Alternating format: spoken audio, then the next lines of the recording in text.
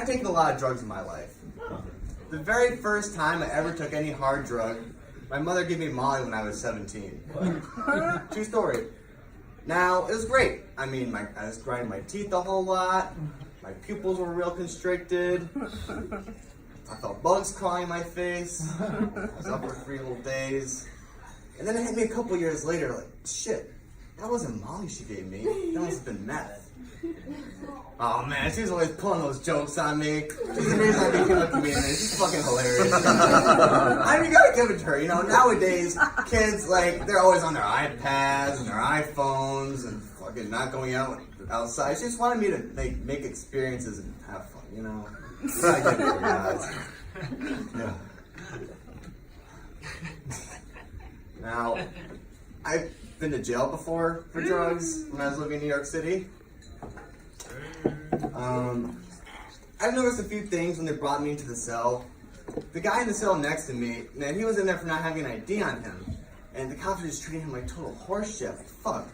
And so I looked into my little, you know, that little mirror that you have. I looked in the mirror and I'm like, oh, this guy's black, so that's why they're treating him so shitty, right? And the guy in the cell next to me, he was going off. He was like, why am I here, man? This is bullshit. I shouldn't be here. Fuck. Man, I'll kill your fucking cat, you stupid cop, huh? I'll strangle your wife. I'll shit your fucking pillowcase. And the cop is like, goes in there, hey, I'm giving you a verbal warning. Next one, it's a written warning. That's a uniquely white thing to have different levels of warnings. Black people just get one warning, they just get a warning shot and that's it. Yeah. You know, a lot of people going off about how littering is bad for the environment. That's just bullshit. Come on, guys. Littering is great. You know why littering is great? Because by littering, you're actually lowering the property value. You're making life easier. You're making life easier for yourself and the people around you. You're actually de-gentrifying the area you live in. Sometimes I go and give the homeless people money who live like right outside my apartment just to like hang out there. Say that one, keep that shit down. Sometimes I even go up on my roof and I set off firecrackers just so people think there's gunshots. You guys ever see gang graffiti on a toilet seat? Yeah? You're welcome. Back to me. Awesome.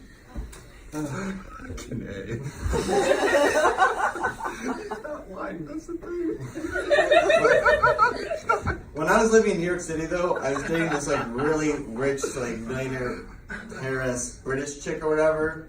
It was great, you know. We lived together for a whole year. She used to go out to bars a lot. She had a drinking and coke problem, and so one night she goes up to the bar with her friends, and I'm just staying in the room because I'm just not a big drinker. And so she comes back. I hear a lot of thudding at like 3 in the morning after she came back. So I open up the bedroom door, and she's right outside the bedroom door fucking another guy. Oh. Shit. So I beat the guy's ass initially, and then as soon as he pulled his pants up, he then beat the shit out of me.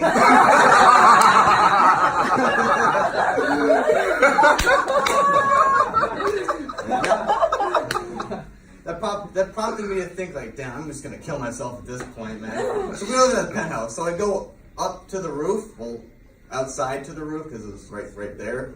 And I was about to jump, and the guy who fucked her actually tackles me and saves my life. You know the worst part of this whole fucking story? The worst part? I had to move back to Connecticut with my dad. You know how hard it is living in a state that's known as the nutmeg state or the insurance capital of the world? That's some boring fucking shit right there. Just to give you a grip on how bad it was, he kicked me out of the house on 2 separate occasions for refusing to watch Fox News with him.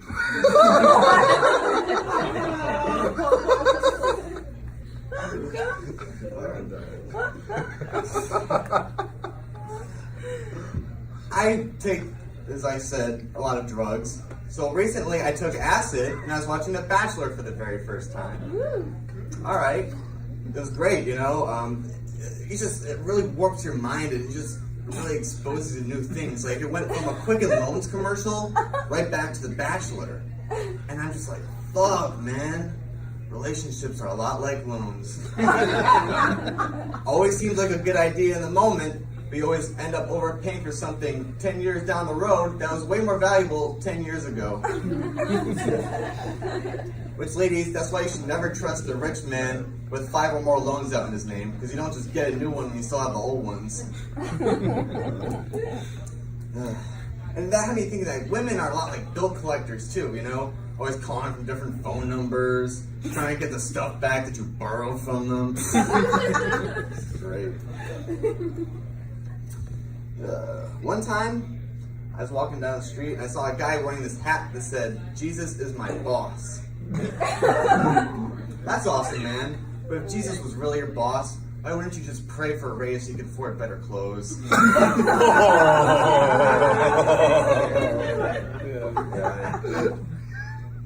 You know, a lot of people go off about how Colin Kaepernick is actually disrespecting the troops by kneeling during the anthem or whatever. That's fucking bullshit, okay? I was in the Navy. I was a hospital corpsman. I've gone through combat medical training. Here's a fun little fact about the military I'm sure most of you didn't know. The way they determine whether or not there's still toxic gas in the air in a combat situation is they have the youngest, lowest ranking members sit in the middle of a circle, and in this big circle is everyone else that's older and higher ranking, and they tell him to take his mask off. And they sit, and they watch and see if, you know, he lives or dies. 23 minutes like this. And he's saying Cap is disrespecting the troops by taking a knee?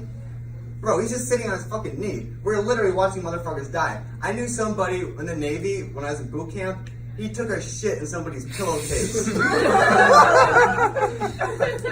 That's disrespecting the fucking troops, alright? Clearly. Alright, guys, thank you.